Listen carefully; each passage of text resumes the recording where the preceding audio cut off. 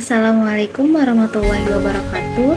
Salam sejahtera bagi kita semua. Yang terhormat Ibu Dosen Rahmawati Eka Saputri MSI selaku dosen dari mata kuliah bimbingan dan konseling. Di sini kami dari kelompok 5 izin menyampaikan materi yang berjudul Dasar-dasar bimbingan konseling dan pendekatan bimbingan konseling. Sebelumnya saya izin memperkenalkan anggota kelompok saya. Yang pertama saya sendiri, Fatia Rahma Kamila. Yang kedua ada Alia Siti Solihat. Yang ketiga ada Delia Syifa. Yang keempat ada Nadia Prima Wulandari. Yang kelima ada Siti Soliha. Dan yang keenam ada Rismolis Adelia. Penjelasan yang pertama itu ada kode etik. Kode etik bimbingan dan konseling adalah suatu ketentuan atau peraturan yang harus ditaati oleh siapa saja yang ingin berkecimpung dalam bidang bimbingan dan konseling demi untuk kebaikan. Etik dalam bimbingan dan konseling dimaksudkan agar bimbingan dan konseling tetap dalam keadaan baik serta diharapkan akan terus menjadi semakin baik. Kode etik juga mengandung ketentuan-ketentuan yang tidak boleh dilanggar atau diabaikan tanpa membawa kaibat yang menyenangkan. Penjelasan selanjutnya akan dibacakan oleh Siti Alia Solihat. Menurut Logito, ada beberapa kode etik bimbingan dan konseling tersebut. Antara lain, yang pertama, pembimbing atau pejabat lain yang memegang jabatan dalam bidang bimbingan dan konseling harus memegang teguh prinsip bimbingan dan konseling. Yang kedua, pembimbing harus berusaha semaksimal mungkin untuk dapat mencapai hasil yang sebaik-baiknya dengan membatasi diri pada keahliannya atau wewenangnya. Oleh sebab itu, pembimbing jangan sampai mencampuri yang bukan wewenang dan tanggung jawabnya. Yang ketiga, seorang pembimbing harus dapat memegang atau menyimpan rahasia klien dengan sebaik-baiknya, menunjukkan sikap hormat, menghargai masing-masing klien. Jadi, pembimbing harus menghadapi klien yang derajatnya sama. Yang keempat, pembimbing tidak diperkenankan menggunakan tenaga bantu yang tidak ahli atau terlatih, menggunakan alat-alat yang kurang dapat dipertanggungjawabkan, mengalihkan klien kepada konselor lain tanpa persetujuan klien. Yang kelima, meminta bantuan kepada ahli dalam bidang lain di luar kemampuan dan keahliannya. Yang keenam, pembimbing harus selalu menyadari tanggung jawabnya yang berat yang memerlukan pengabdian sepenuhnya. B. Pendekatan DK. Ada beberapa teknik dalam bimbingan kelompok, antara lain yang pertama, pemburuan program. Kegiatan ini dilakukan dalam bentuk pertemuan antara guru dan siswa di luar jam pelajaran untuk membicarakan beberapa hal yang dianggap perlu. Yang kedua, karya wisata field trip. Kegiatan rekreasi yang dikemas dalam metode belajar agar siswa dapat memperoleh penyesuaian dalam kelompok untuk bekerja sama. Yang ketiga, kegiatan kelompok. Karena kegiatan kelompok memberikan kesempatan kepada individu untuk berpartisipasi sebaik-baiknya. Yang keempat, organisasi siswa. Melalui organisasi ini, banyak masalah individual maupun kelompok dapat diselesaikan. Dalam berorganisasi, murid mendapatkan kesempatan untuk belajar mengenal berbagai masalah aspek kehidupan sosial. Yang kelima, ada Setio-dharma. Dipergunakan sebagai suatu teknik di dalam menyelesaikan masalah-masalah sosial dengan melalui kegiatan bermain peran.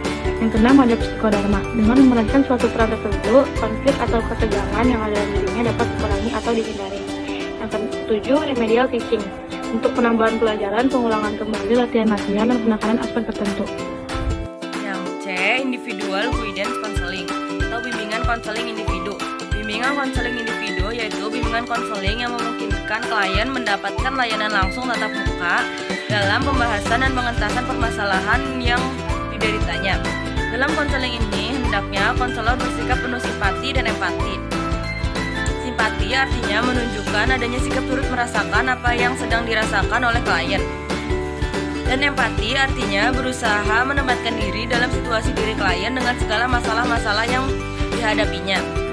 Dengan sikap ini, klien akan memberikan kepercayaan sepenuhnya kepada konselor. Dan ini sangat membantu keberhasilan konseling. Selain teknik-teknik yang dilakukan sebagai pendekatan terhadap permasalahan-permasalahan sosial siswa di sekolah, harus dilakukan juga teknik-teknik sebagai upaya memaksimalkan potensi siswa, antara lain dapat dilakukan dengan cara sebagai berikut. Yang pertama, latihan asertif. Yang kedua, desensitisasi sistematis. Yang ketiga, pengkondisian aversi. Yang keempat, pembentukan perilaku model. Yang kelima, permainan dialog. Yang keenam, latihan saya bertanggung jawab. Yang ketujuh, bermain proyeksi-proyeksi. Yang kedelapan, teknik pembalikan. Yang ke-9, bertahan dengan perasaan. Yang 10, homework achievement. Yang D, problema BK.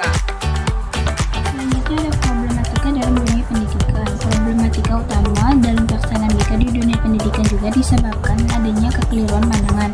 Berikut ini beberapa kekeliruan pandangan BK dalam pendidikan. Yang pertama yaitu bimbingan dan konseling hanya sebagai perangkap kegiatan. Yang kedua yaitu guru bimbingan dan konseling di sekolah adalah polisi sekolah. Yang ketiga yaitu bimbingan dan konseling dibatasi hanya untuk siswa tertentu. Selanjutnya ada problematika eksternal atau masyarakat. Problematika dalam pelaksanaan bimbingan dan konseling di masyarakat pada dasarnya disebabkan adanya pandangan keliru dari masyarakat. Pandangan tersebut diantaranya sebagai berikut. Selanjutnya akan dibacakan oleh Risma Ulisatini. Selanjutnya ada problematika internal atau konselor. Masalah yang timbul dari luar sebenarnya berasal dari konselor itu sendiri. Pandangan konselor yang salah tentang BK menyebabkan salah langkah dalam memberikan pelayanan BK. Selanjutnya ada beberapa pandangan keliru dari masyarakat. Yang pertama, bimbingan dan konseling dapat dilakukan oleh siapa saja. Yang kedua, bimbingan dan konseling hanya untuk orang bermasalah saja. Yang ketiga, keberhasilan layanan bimbingan dan konseling bergantung pada sarana prasarana.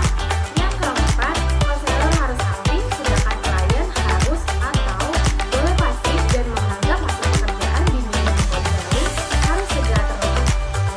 Beberapa pandangan keliru dari konselor. Yang pertama, menyamakan pekerjaan bimbingan dan konseling dengan pekerjaan dokter dan psikiater. Yang kedua, menyamaratakan cara pemecahkan masalah dari semua klien. Yang ketiga, bimbingan dan konseling maupun pekerjaan sendiri. Dan yang keempat, bimbingan dan konseling dianggap sebagai proses pemberian nasihat semata. Ini adalah alternatif pemecahan